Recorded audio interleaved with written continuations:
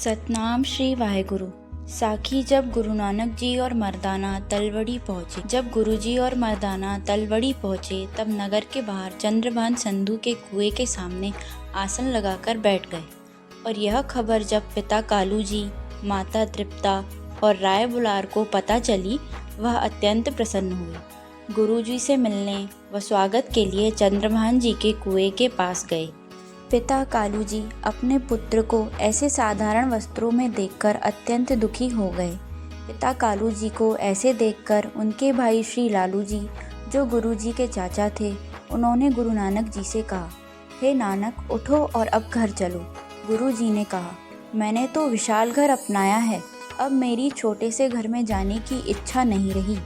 तब माता तृप्ता गुरुजी के चरणों में गिर गई। लालू जी ने माता तृप्ता को ऐसे देखकर कहा, यह नानक अब हमारा नहीं रहा, अब नानक को राय बुलार के पास ही ले जाना उचित होगा। अब गुरुजी राय बुलार के पास आए। राय बुलार जी ने जैसे ही नानक जी को देखा, पलंग से उठकर सिर झुकाकर कहा, आप हमें क्षमा करें, क्योंकि आप में और परमात्मा में कोई भेद नहीं है। मैं बहुत खुशकिस्मत हूँ कि आपके पवित्र चरण कमल हमारे यहाँ पड़े। ऐसा कहकर राय बुलार ने गुरुजी को पलंग पर बैठाया और सुधा नाम के ब्राह्मण को बुलाया और गुरुजी के लिए भोजन लाने के लिए कहा। यह सब देखकर माता तृप्ता राय बुलार के पैरों में गिर गईं और कहने लगी, आप कृपया करके नानक जी को अपने ही पास रखें, मैं नानक के बिना नहीं रह पाऊंगी। तब यह राय बुलार ने नानक से कहा, हे नानक जी, आप तलवड़ी में रह जाइए, खेती के लिए मैं नौकर चाकर लगा दूंगा, या आप चाहें तो दुकान भी लगा सकते हैं। फिर कालू जी ने कहा, आप नानक को घोड़ों की सौदागरी पर भी लगने को कहें।